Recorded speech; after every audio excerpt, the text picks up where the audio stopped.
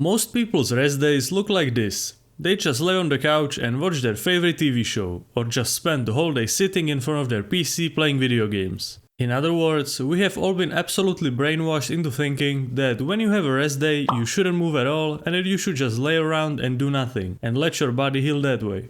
But did you know that you could recover way faster and better if you actually introduced some activities into your rest days? I know it sounds like an insane concept because the typical idea of just doing absolutely nothing on your rest days is so deeply engraved in your mind. So it will be hard to go from the couch potato mindset to a more active one. But it will be well worth it when you realize that you can get rid of your soreness way faster and that you can potentially gain more muscle because of it. There is a lot of ways in which you can enhance your rest day. The first one is the most basic one, but also the one I would recommend the most, just because of how easy and accessible it is to everyone. I'm of course referring to the simplest thing that we as humans can do, and that is movement. Just something as simple as moving your body can speed up your recovery by a lot.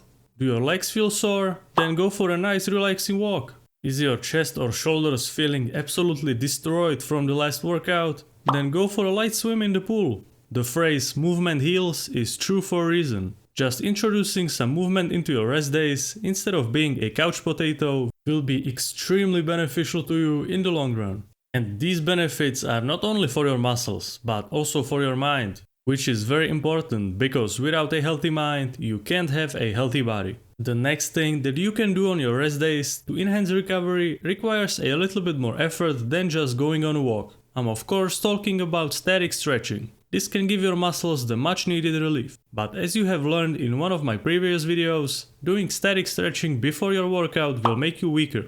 Just because when the muscles are all stretched out, they can't produce as much force as before, which will also increase the likelihood of you getting injured, and that's not what we want. So this is another reason why you should do static stretches on your rest days and not on your workout days. If you want to do static stretches on your workout days, I would always do it after your workout, not before. But in my opinion, the best time to do static stretches is on your rest days. Just because you can get some blood flowing in your body and get that recovery bonus on your rest days. So just pull up a static stretching routine on YouTube that you like and go with it. You really don't need to overcomplicate it. The other alternative to static stretching is to do just bodyweight exercises with the optional addition of bands. Your goal here should be to just pump up your muscles, not to tax and destroy them, so keep that in mind. You can for example do just a couple of sets of bodyweight squats or biceps curls with a band and other exercises similar to these. It might seem like these exercises are so easy that it's not going to do anything at all. But that's kind of the point. The exercises shouldn't be hard. It's not a workout, it's a recovery technique. When you start moving your muscles, they will regenerate much faster than if you just laid on the couch the whole day. Some people like to take this technique of fluff workouts or whatever you wanna call it to the next level, which means that even on the rest days they go to the gym to just do their normal exercises with just a fraction of weight they would normally use, basically replicating the same thing as you could do with your body weight and bands at home. Sure, these fluff workouts in the gym will work in the same exact way as the ones you could do at home, but I see one very big problem with it. When you have a rest day, you want to feel like you actually have a rest day.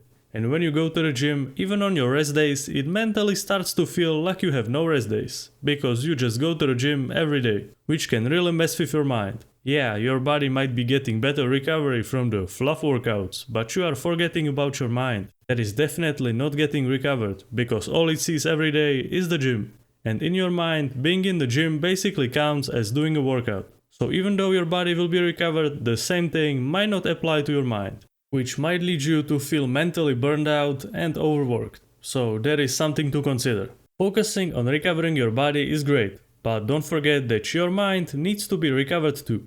One of the most relaxing and enjoyable experiences for both your body and mind is getting a massage. Everyone knows that. It feels great and it will for sure help you to recover better. But massages are not free, at least not the professional ones. So it's not that easily available to everyone, like something basic like going on a walk. But it's definitely very good.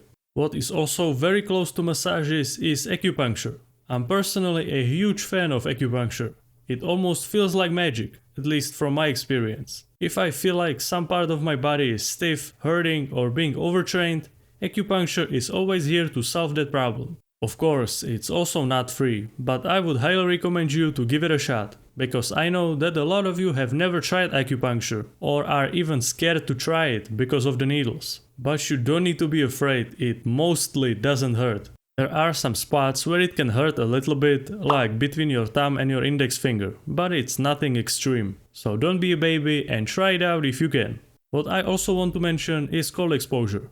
I have been dabbling with cold showers and ice baths a lot, but I'm personally still not really sure about the recovery benefits when it comes to bodybuilding, as the cold exposure doesn't really seem to work that well with the bodybuilding lifestyle. Because doing any type of cold exposure before or after your workout is kind of counterproductive. If you do it before your workout, your body will be all stiff and blunt, and that's the exact opposite of what you want. And if you do it after your workout, you are basically sabotaging yourself because the cold exposure will mess up the healing / muscle building process. So if you want to do cold exposure after your workout, wait at least 8 hours before doing so. But I personally think that doing cold exposure is much more beneficial to you if you are like an actual athlete, like a runner for example. But for bodybuilding purposes, I'm still kind of iffy about it. It is something that you will have to test out for yourself. What I like about the cold exposure though, is the challenge that you have to face every time that you get in the cold water, and how absolutely sharp your mind feels afterwards. So I primarily use it when I need to get the momentum going. Like for example, before I started writing this video script, I took an ice bath, just to be on the top of my game. But I would only do that if I have a rest day or a cardio day. I would never do it on my actual workout day. All of these recovery techniques are great. Except maybe the cold exposure. But they will only improve your recovery if you got your basics in check, which means sleeping at least 7 hours per day and being on top of your nutrition. If you sleep only 5 hours per day and eat like absolute garbage, I'm sorry to say, but there is nothing that will be able to help you recover. Sleep and nutrition are absolutely crucial, and there is no going around that. So get that in check first, and then you can explore all the recovery techniques. And don't forget, you don't need to be a millionaire to maximize your recovery. Sure, professional athletes get massages every day, they have access to cryo chambers and hyperbaric chambers and all of that fancy stuff. But everything you need to do is to just keep your body moving. If you are looking for an easy to follow training or nutrition plan, then go to bodybuildingsimplified.com and get started today. So what are you waiting for? It's just that simple. And as always, a big thanks to all the supporters on my Patreon.